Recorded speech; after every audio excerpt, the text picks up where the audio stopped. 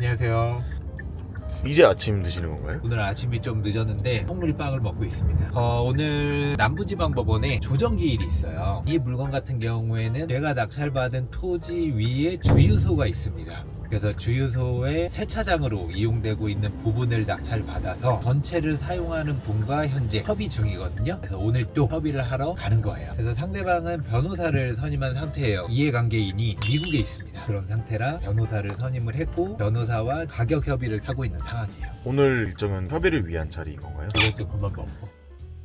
이 주유소 땅을 누군가에게 팔 수도 있잖아요. 팔 때 매수하는 사람 입장에서 일부분은 또 다른 사람의 땅이다 꺼려질 수가 있잖아요. 그래서 이런 기회를 통해 온전히 우리 땅까지 하나로 만드는 게 그분 입장에서는 가장 베스트예요. 근데 그분은 싸게 사고 싶죠. 근데 우리는 그래도 좀 수익을 얻고 싶잖아요. 그래서 이 접점을 찾는 게 굉장히 중요한데 지금 그 접점을 찾으러 가는 중입니다. 제가 낙찰받았을 때 감정가는 1억이 조금 넘었었어요. 그 물건을 단독으로 4,200만 원대의 낙찰을 받았습니다. 그래도 감정가 대비 굉장히 저렴하게 낙찰을 받았죠. 저는 감정가보다는 저렴하게 가격을 책정을 했고 이분도 감정가를 아니까 괜찮은 가격인데 이분은 더 싸게 사고 싶어 하는 거죠. 근데 이렇게 큰 건수들을 대표로서 혼자서 다 진행하게 되셨는데 부담감은 없으신가요? 전혀 없죠. 저는 이런 상황들을 한두 번 겪은 게 아니잖아요. 수많은 어떤 경험치라든지 노하우를 가지고 있기 때문에 전혀 부담이라든지 그런 거 없고요. 또 가장 중요한 건 가격만 이제 맞으면 되는 부분이기 때문에 스트레스 그런 게 있을 수가 없어요.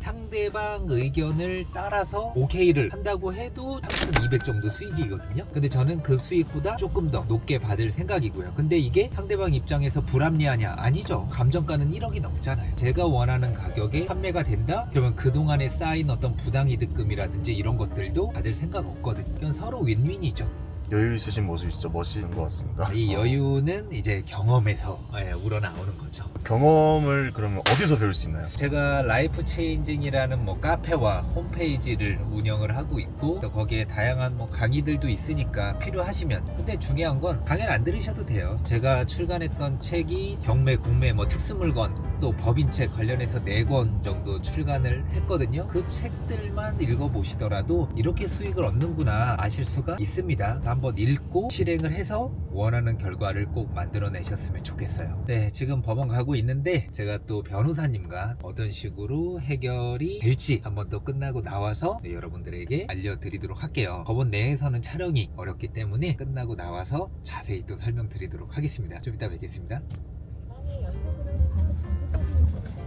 네, 지금 남부지방법원에 왔습니다. 법원 오실 때 좀 항상 주의해야 될 사항은 법원에 주차장이 별로 없어요. 그리고 굉장히 모자랍니다. 시간을 촉박해서 오면은 주차를 못해서 변론기일이라든지 또는 입찰이라든지 이런 조정기일 때 늦는 경우들이 종종 있거든요. 법원에 오실 때는 항상 여유롭게 오시고 그리고 주차를 못할 경우도 생기기 때문에 주변에 있는 주차장을 확인해보고 미리 출발하는 게 중요합니다. 지금도 보시면은 주차할 곳이 없어요. 네. 하나 있다.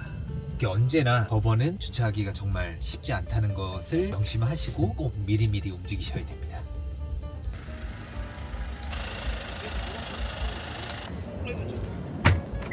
남부지방법원 같은 경우에는 별관이 있어요. 별관에서는 변론기일이 진행이 되고요. 지금 이쪽이 본관이거든요. 본관에서는 이제 조정기일이라든지 그런 조정센터가 이 공간에 있습니다. 오늘은 조정기일이기 때문에 본관 4층에 조정센터가 있거든요. 그 센터로 이동을 해볼 겁니다. 가시죠.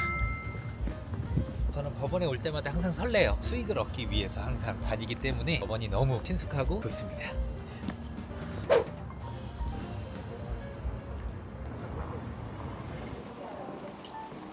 우리는 조정센터로 가고 있습니다. 여기가 서울 남부지방법원 조정센터예요. 지금 10시 10분에 조정기일인데 좀 기다리고 있겠습니다. 피디님은 법원 자주 와봤어요? 저 대표님하고 온 게 이번이 2번째입니다. 맞지? 네, 맞습니다. 법원에 오니까 기분이 어때요? 아무것도 한 게 없는데 되게 위축됩니다 지금. 네, 위축되고 처음에는 건의에 좀 눌리는 듯한 네. 느낌도 들고 네. 괜히 쫄아있고 아까 입구에서 짐도 뺏겼습니다. 짐도 뺏겼죠. 그냥 갖고 들어와도 되는데 자주 오면서 익숙해지시면 됩니다. 항상 말씀드리지만 죄를 지어서 법원에 오는 게 아니잖아요. 수익을 얻기 위한 과정으로 법원에 오는 거기 때문에 익숙해지셔야 됩니다. 오늘 어떻게 협의가 될지 궁금한데 한번 지켜보시죠. 들어가 볼게요. 저는. 안녕하세요. 네, 이유 그 조정 마치고 나오셨는데 어떻게 협의 잘 되셨을까요?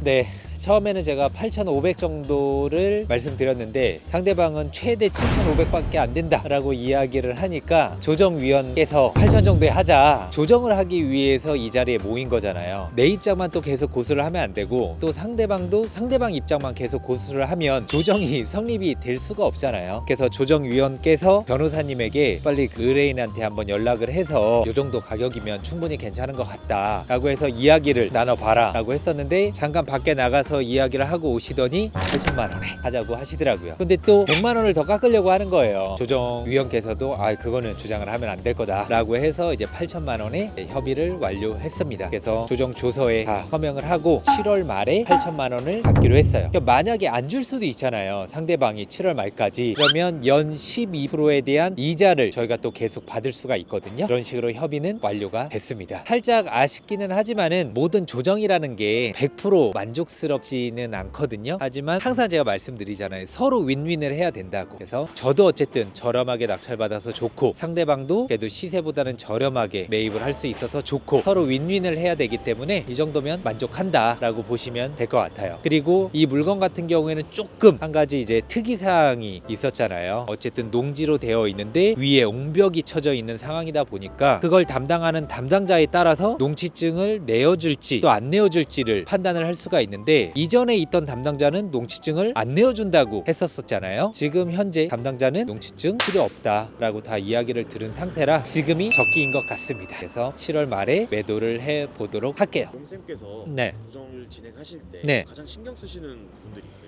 조정할 때는 우선은 내가 얻을 어떤 수익을 마지노선을 정하고 들어가는 게 중요해요. 한 가지 뭐 팁을 드리자면 내가 1억을 받고 싶어. 그러면은 처음에는 한 1억 2천, 1억 3천 정도 이야기를 하는 거죠. 그러면 이제 계속 상대방은 뭐 좀 깎아달라, 좀 저렴하게 해달라. 그러면 한 번에 깎으면 안 돼요. 왜 사람 심리가 한 번 또 깎아주면 거기에서 더 깎아달라고 하는 게 사람 심리거든요. 그래서 만약에 내가 1억은 꼭 받고 싶어 1억 2천을 부르잖아요. 그럼 처음에는 500만 원 깎아주는 거예요. 그래서 또 마지못해서 또 500만 원 깎아주는 척하고 그리고 또 마지막에는 통 크게 1000만 원 더 깎아서 1억 더 이상 안 된다 하면 상대방은 이미 2번 3번 가격을 절충을 했잖아요. 상대방도 굉장히 만족해하면서 내가 2천만 원 깎아서 1억에 지금 매입을 한다 라는 마음이 들게끔 하는 게 굉장히 중요합니다. 그래서 항상 누군가와 가격 협의를 할 때는 내가 받고자 하는 금액 마지노선을 정하고 이야기를 하는 게 중요합니다. 오늘 영상은 여기서 마무리하도록 하겠고요. 추후에 매도할 때 또 한번 영상을 찍어 보도록 하겠습니다. 감사합니다.